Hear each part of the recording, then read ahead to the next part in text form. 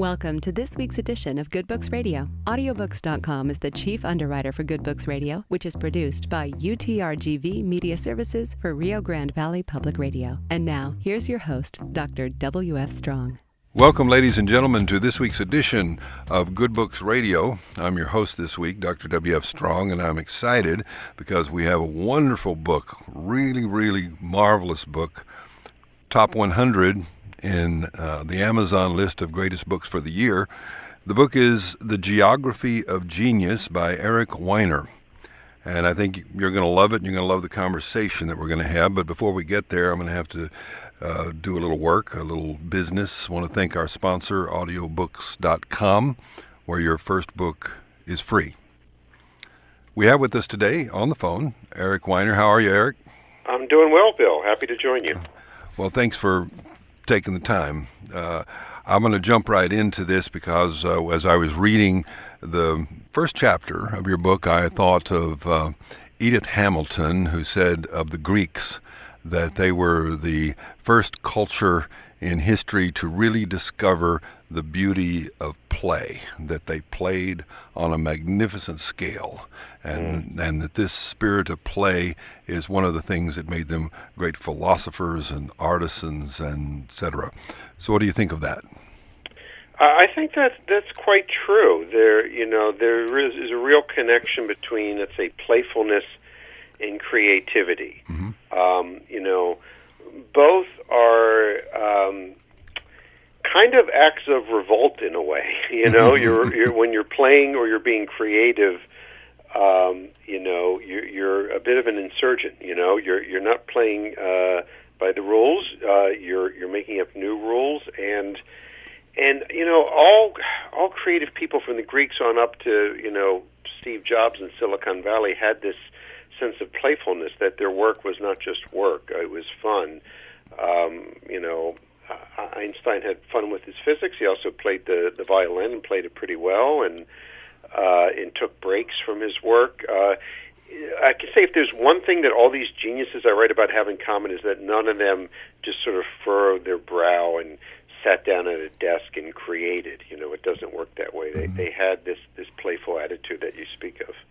Well, in the early part of your book, you go through a number of interesting studies about creative people and what makes them creative and what kinds of environments create creativity, so to speak. Talk about those. Well, creative people, let's separate the two, because I guess I should say that my book is about the geography of genius, as yes. The title says, and so I sort of work on the assumption that we've been thinking about genius all wrong. First of all, it has nothing to do with IQ, actually, very little. You may think of a genius as just a very smart person, but there are plenty of people with high IQs who history has forgotten, who we don't remember. It's really people who do something with their intelligence and produce something new and useful that we remember. But where these people come from, I think we have a lot of myths that surround that. And one is that they're born. Just think of Mozart, right? Mm-hmm. Just playing the violin at age 3, composing by age 7. We assume he must have been born with these abilities, and I'm sure he was born with some innate talent, no doubt about it. But he was also born into a very musical family. His father was the premier violin instructor for all of Europe at the time, in a very musical place, Salzburg in Austria, in a very musical time in the 18th century. So that all plays a role. So I don't think geniuses are born. And the second myth is really that they're made through hard work, and as Thomas Edison famously said, it's all about genius is 99% perspiration and 1% inspiration. And yeah, you need to work hard, but I don't know. There are lots of hardworking people in North Korea, but not a lot of geniuses. So, my thesis is that there's a third way of thinking of genius that we need to consider, and that is that geniuses are grown. They're not born or they're not made. Not only they're grown in the soil, and we've ignored the soil. It's like you want to grow an apple tree. You can focus on the seed. You definitely need the seed. You definitely need to water the seed, do the hard work, but you can't grow an apple tree in concrete. So So I look at genius from a sort of different perspective, I think, from other people have. I'm looking at how place has really shaped these geniuses. And to get back to your question, what do these geniuses and these genius places have in common? I mean, one thing is openness to experience. That's the trait that psychologists have identified as the single most important for creative people, and I would argue for creative places as well.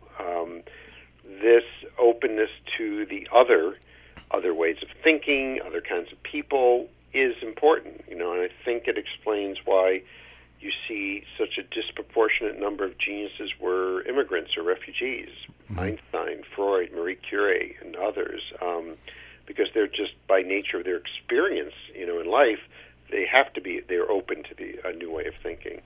So I would say that openness is one of the main traits. There are a whole bunch of others, though.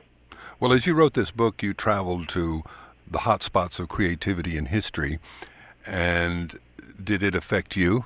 Did it make you a better thinker, writer? If you're asking, am I a genius now? Yes. The answer is no, and my wife will vouch for that. I think. So I've got character witnesses. I'm not, and we really shouldn't trust anyone who's a self-described genius, right? It's always someone else who calls you that. But yeah, it did make me sort of look at, I'm in the creative business, writing books, and I get stuck a lot. And one thing I learned, as I just said, is not to just furrow my brow if I'm stuck. To go for a walk, for instance.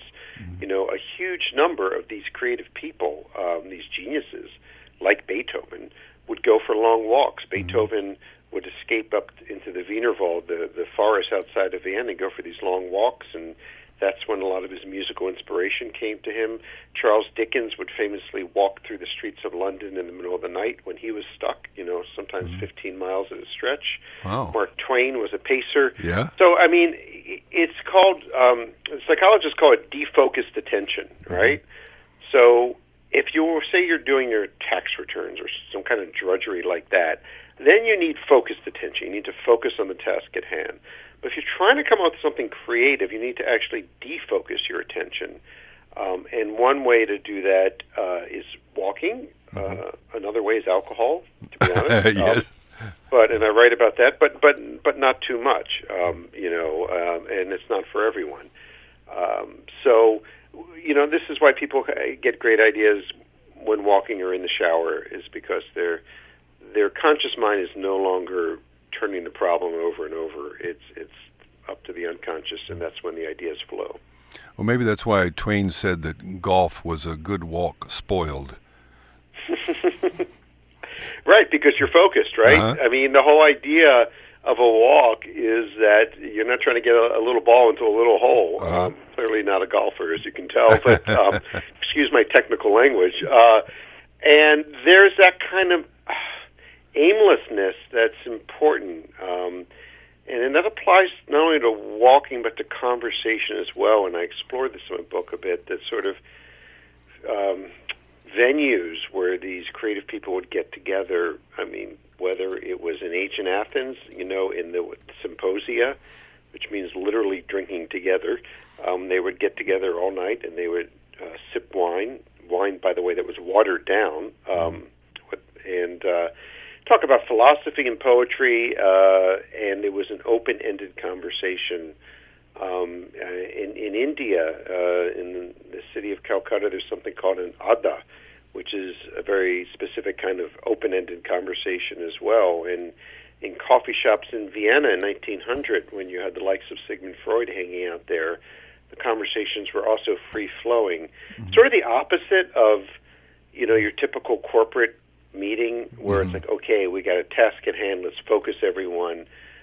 It's not exactly brainstorming either, because that doesn't work. It's more of a meandering river of conversation. Yes. Well, I could relate to that, particularly because some years ago I taught in Africa.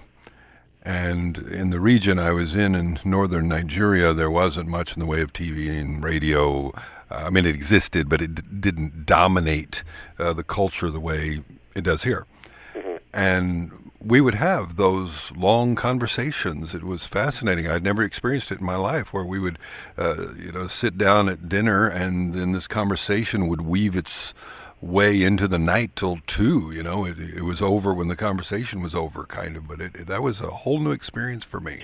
Right, and it, I fear that we may be losing that that art of conversation, because creative genius and conversation throughout history have been inseparable. That's a good statement. Yeah, and we think of the genius as being an introvert, and I think many of them are introverts, but they tend to toggle between intense isolation and intense socialization. A good example is the Scottish philosopher David Hume. We're talking 18th century Edinburgh here. He would sit in his house and conduct these thought experiments for days at a time, where it was just him in his head and nobody else, nothing else going on. And then, as he writes in his journal, that he had to escape himself, and he would head down to the local pub and hang out and socialize intensely. Likewise with Beethoven, as I mentioned, he was a real bon vivant, kind of a ladies' man, really loved living in Vienna, where he spent most of his life, but he would feel the need to escape into the woods, but then to return, and you see this over and over again, this sort of toggling between socialization and isolation. Speaking of genius, you talk about, I forget her name, but you met in Greece a recipient of the MacArthur Foundation, the Genius Award, and she said that Socrates was the dude. I love that. Yes, and I'm just looking for her book, which is on my shelf right now, and her name escapes me too, which is a shame. But she did describe Socrates as the dude, and I thought that was so wonderfully sort of inappropriate, in a way, because we tend to put these philosophers and these greats throughout history, up on a pedestal. We never think of them as the dude, and she's using the dude in the big Lebowskian sense of the word, which is really the best sense. That here Socrates didn't write a single word. Okay, just like the dude in the Big Lebowski did it. We know Socrates mainly from Plato and what he wrote about him, and he also just was not a philosopher as we think of the philosopher today as being super serious. I mean, he had a jovial side, and he also would just sort of ask people questions and make them question their own assumptions, and that was, I think, fairly dude-like as well. Alicia Stallings, thank you. That was it. And she writes about receiving, or tells me rather, about receiving the MacArthur so-called Genius Grant, and how such a shock to her, because she's a poet and fairly obscure poet at the time. Maybe that's redundant. Most poets are obscure, unfortunately, today. And at first, it was this very heady experience, but then she felt this pressure of expectation, that now she was a official quote-unquote genius, and so she would sit down and try to write a poem, and she would freeze up. Most Nobel laureates do their best work before they win the Nobel Prize, not after. So yeah. Well, that's something you bring up early in the book about. You talk about this experiment done with painters, I suppose, and where they have them. They say just paint. They want to see where creativity would come from, and so they take half of them and say, tell us about that experiment. Are you talking about the sort of the power of constraints that I talk about? Early in the book, you're talking about an experiment that they have to see who can be more creative, people who are promised a reward, or people who are just right. And this is one of the this is called the intrinsic theory of motivation, and I'll explain it, but I should also say that it bumps up against reality, and this is sort of something I wrestled with throughout the book. Is you find some results in the lab and other results in real life. So the psychologists who have looked at and promulgated the intrinsic theory of motivation, I mean, have done study after study where, they give people, these are usually amateurs, chance to build a collage or paint, and half the group are told, there'll be the best one chosen, and you'll receive maybe a financial reward and some publicity, and the other half are told just to paint or just to build a collage. And almost always it's that second half are told just to have fun, who produce the more creative work, which is somewhat interesting, and we think, well, that shows that, we should work in a pressure-free environment, but it sort of clashes with the real world in the sense that competition can also bring out the best in people. Athletes will have a better time running, for instance, in the heat of competition than they will by themselves training. And in all these creative places I look at, there is always that sense of sort of constructive competition going on. So I point to another study done by other psychologists where they took more experienced musicians and had them just sort of jam and improvise. And again, that same reward versus not reward. And in that case, it was the people who were offered a reward and some publicity who did better. So I sort of reached a conclusion that, you need both. You need both intrinsic motivation, you're doing it because you love it, but once you're accomplished at a task, in a field, that little extrinsic boost can help a lot, I think. Based upon what you know of these, as you like to say, the creativity coming from the earth, the soil, based on what you know from these places that you've studied where great creative movements arose, if you were to start I'll just give you a reward. Here's $1 billion, create a city that's going to be good for creativity. What would you do? Or is it possible? I'd probably pocket the billion, or frankly, give it to a charity because I don't think you can do that. I don't think you can just, because this has been tried, just creating a creative place. Look at all the knockoffs of Silicon Valley. There's Silicon Oasis somewhere in the Middle East, and Thames Valley in England. Literally hundreds of attempts to sort of replicate that creative milieu in Silicon Valley. So on the one hand, I don't think you can just build a creative place. In fact, a lot of the Persian Gulf nations like Dubai and Qatar sort of tried this. They've got the money, they've got billions, and they've tried to sort of create a innovative culture from scratch, and it hasn't worked because it really is organic. Having said that, there are things you can do or things you shouldn't do. North Korea, again, is not a particularly creative place, and it's not going to be unless things change dramatically because it's not open. It's not open to outsiders to experience.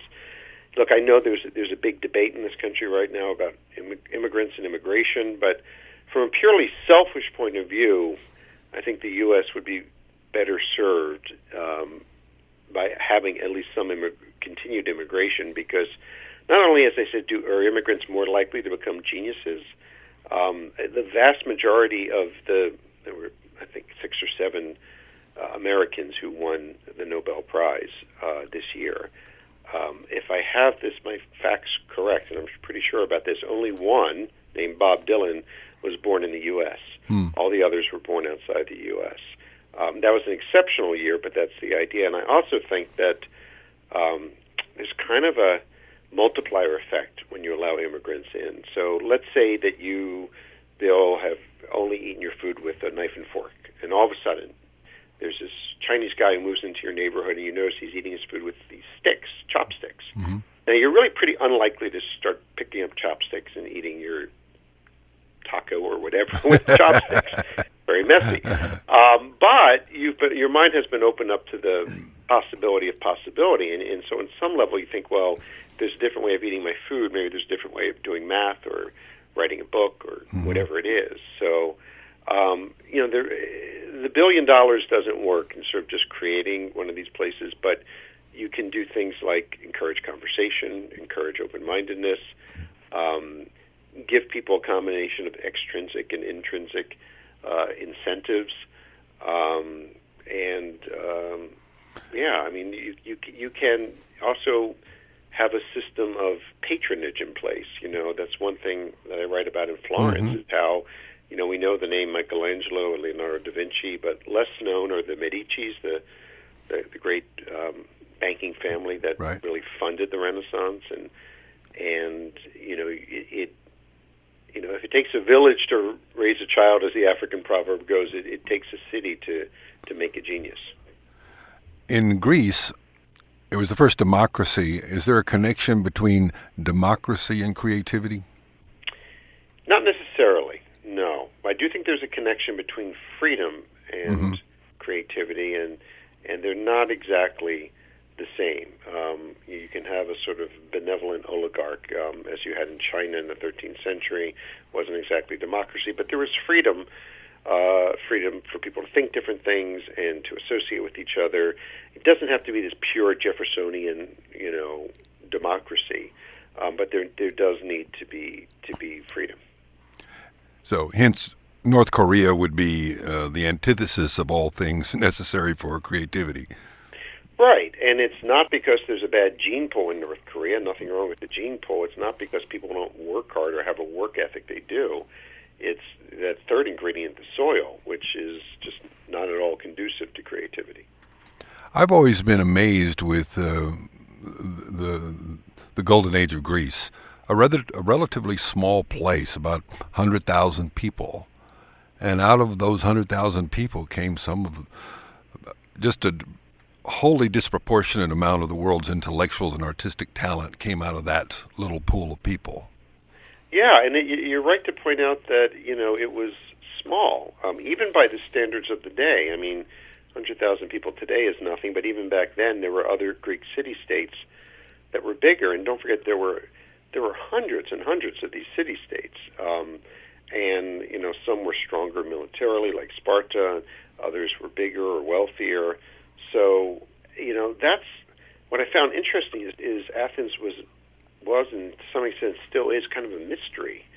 And it's one I confess I have not fully solved. I don't know if anyone has, but why there?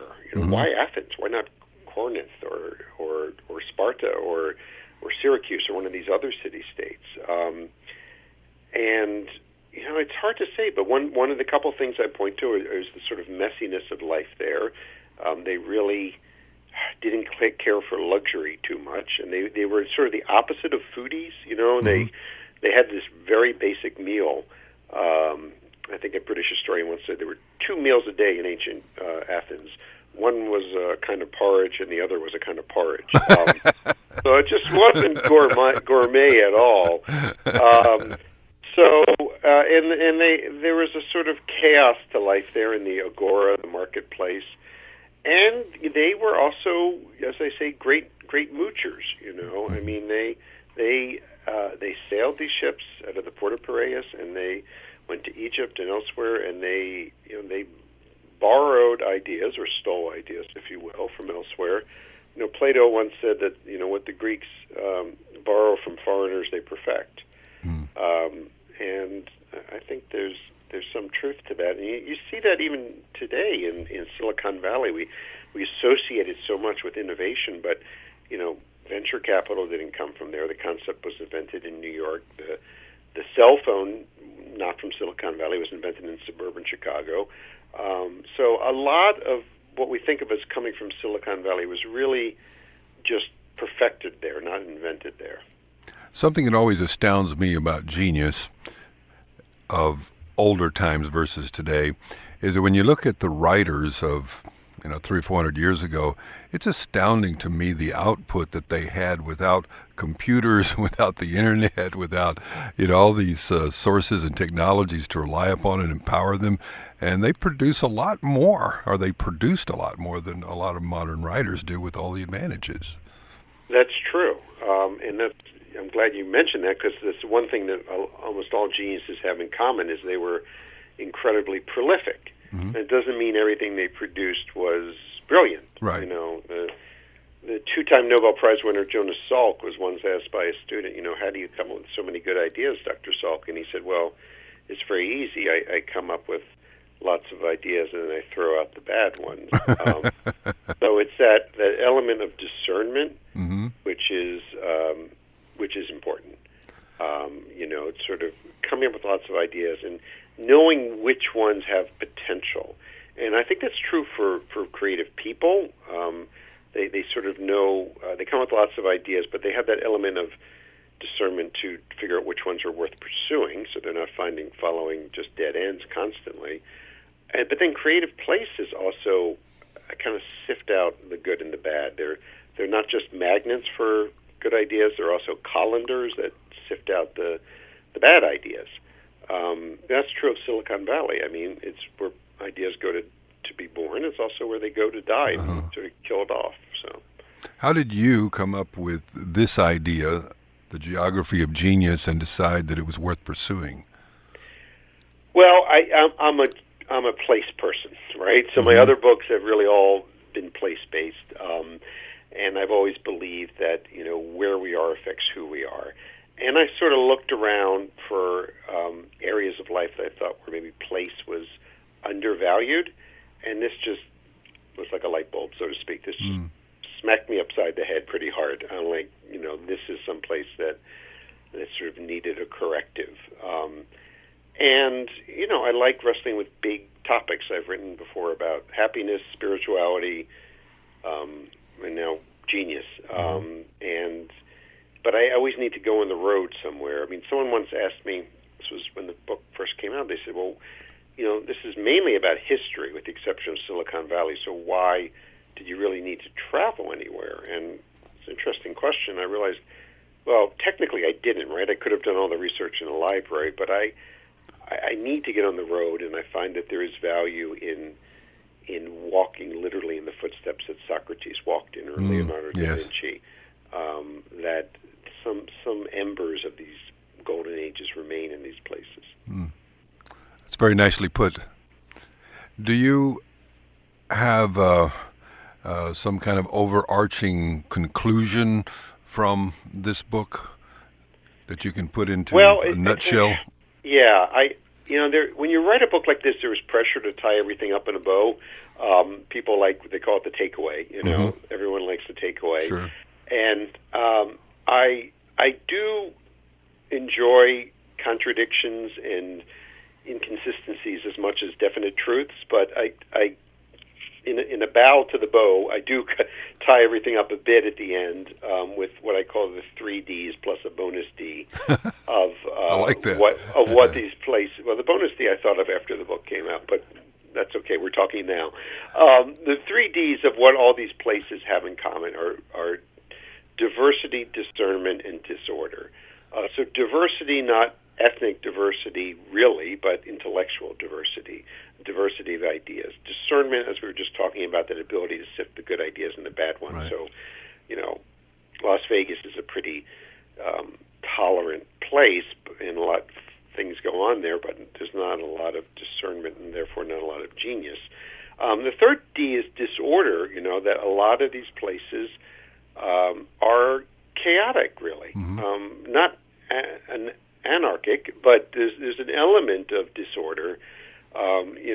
Orson Welles famously or infamously said of Switzerland, 500 years of peace and democracy, and what have they brought the world but the cuckoo clock? Which is actually a German invention, so not even that. But his point is taken. A little bit of disorder is important. And the bonus D, I don't know if you're going to like it, is discomfort. That we actually need to be a little uncomfortable and need to be constrained in a way that creativity, I believe, is a response, a creative response to constraints. So, Robert Frost once said of free verse poetry, he said free verse poetry is like playing tennis without a net. So we need to have some constraints, and that's why you see so many success stories, say, coming out of Silicon Valley are done in a basement with a minimal amount of resources. Some resources, yes. But there is such a thing as having too much. And having too much is a recipe for not being creative, actually. Well, Mr. Weiner, thank you so much for joining us today. This has been very enlightening, and I want to recommend this book wholeheartedly, The Geography of Genius, and buy it for someone for Christmas. Buy it for yourself. You'll love it. For Good Books Radio, I'm Dr. W.F. Strong. Here's hoping that all your books are good reads.